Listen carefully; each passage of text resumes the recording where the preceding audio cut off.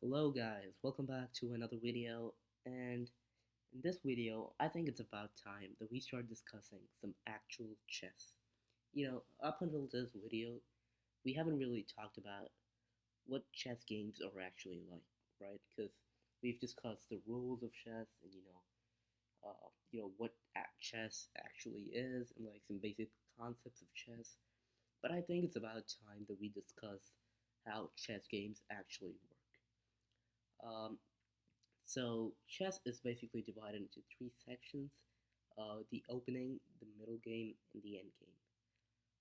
In this video, we're just going to be talking about some principles of the opening, and in future videos, we're going to be talking about more about the middle game and the end game. The end game is really important, but yes, the opening is definitely the biggest part of chess, and it can matter quite a bit because if you mess up the opening, uh, the entire game can just be completed in a few minutes and you may lose.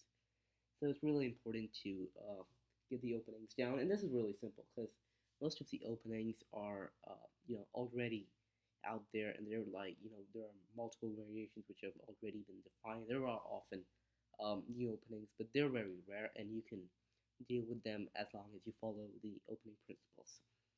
So let's start off. The first opening principle is to occupy the center. And when I mean the center, I mean these four squares. These four squares are probably the most important squares to occupy, at least in the opening and the middle game of chess. So the way you can do this is usually through pawns. So a move such as e4. So this move occupies this space and also exercises control over this square over here. So that is a good opening move, and it occupies the center pretty well. Black's most popular response is to reply with e5. And black pretty much has the same idea.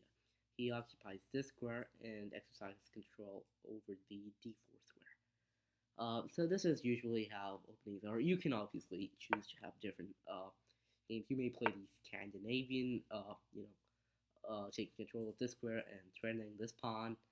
Um, so there are obviously many variations. You can also set up an attack without directly playing a move, such as the Caro-Kann, where you just give away the complete center to your opponent, and then you attack the center later, backed up by this pawn. So there are many variations like this, but the overlying foundation is that you would want to occupy the center. So let's say black completely ignores this and does not know the foundations of chess and plays a move like h6, right?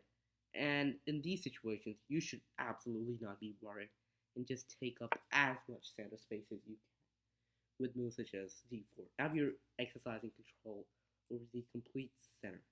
Now let's say black finally wants to do something about it and plays a move such as knight f5. And now you can just advance the pawn forward.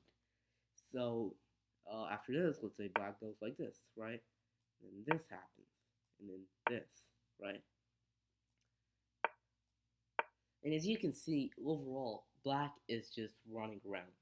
Black has had no development except the knight, which is getting, booed around the complete board, and it's probably going to get booed around for a couple more moves if you keep up the attack. And eventually, you're gonna have a really strong position, and black is just gonna keep lagging behind in development, and then you can just completely break open the center and launch a powerful attack. So this is why occupying center is really important. So you can usually, like I said, do it using pawns. If you choose not to do so, you can also use knights. Like you can play this, right? And now you prevent black from playing the move e5. So there are multiple variations you can play, but the most common of them is to occupy the center, and usually through the pawns. But you would just want to occupy the center, like I said again.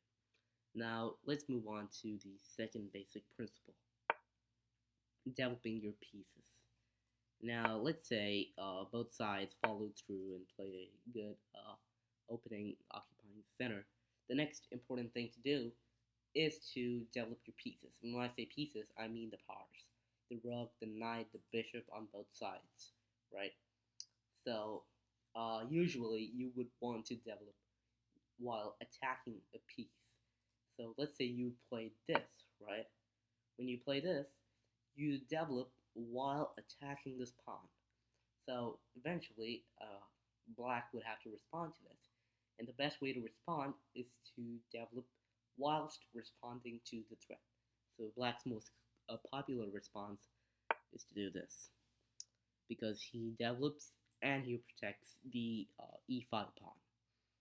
So this is how you would want to develop your pieces, making threats, and keeping them on open files. The knights are usually best placed on the center of the board where they can jump around more freely and cover more squares. The bishops, on the other hand, like to be on open diagonals where they can cover a lot of squares. The rooks on open files where they can cover vertical and horizontal lines. The queen is supposed to be on squares where it can cover the most amount of squares possible. So usually, let's say this is the Guico piano. Uh, so you're covering this diagonal, and so is black. And then let's say you just continue to. Let's just assume a casual development, right? This is very common. So as you can see here, most of the pieces are out. Like the back rank is almost completely completed. Like it's completely filled out, and all pieces seem to be functioning well, right? So this is how you really play an opening. You would want to occupy the center first, and then you take out all your pieces. So I think that's enough for this video. I will discuss the rest of the opening foundations in the next video. But remember these two steps: occupy the center, and then develop your pieces. I'll see you guys in the next one.